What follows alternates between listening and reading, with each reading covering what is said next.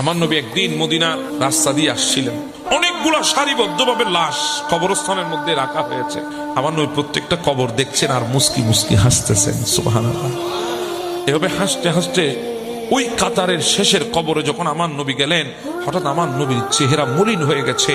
নবী বিচলিত হয়ে গেলেন, আমার নবী পেরেশান হয়ে গেলেন, আমার নবীর ভেতরে অস্থিরতা কাজ করছে। আমার নবীকে সাহাবী ইকরাম দেখে বলছি, ইয়া রাসূলুল্লাহ এমনটা কেন করছেন?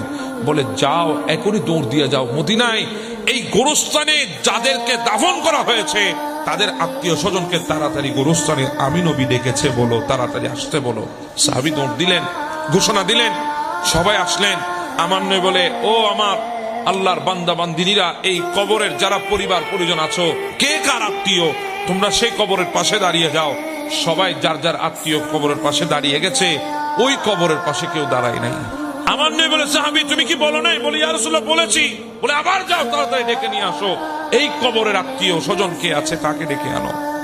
সাহাবী দৌড় দিচ্ছে, দেখে একজন বৃদ্ধ মহিলা লাঠির উপর ভর দিয়ে দিয়ে এসেছে। জিজ্ঞাসা করা হয়েছে, আপনি? বলে, আমি হচ্ছি ওই লাশটার যেই কবরটা দেখা যাচ্ছে, ওই কবরে যে আছে সে আমার সন্তান। আমার নবী বলে, মা তাড়াতাড়ি এদিকে আসেন, দাঁড়ান আপনি কবরের পাশে। মা, আপনার সন্তানের সাথে আপনার সম্পর্ক কেমন ছিল? একটু ভালোই তো ছিল। মা, আমার কেন জানি মনে হয় আপনি আপনার সন্তানের উপর অসন্তুষ্ট। মা, আপনার সন্তানের কবরে ভীষণ মারাত্মক আযাব চলতেছে। মা, একটু আমাকে খুলে বলেন।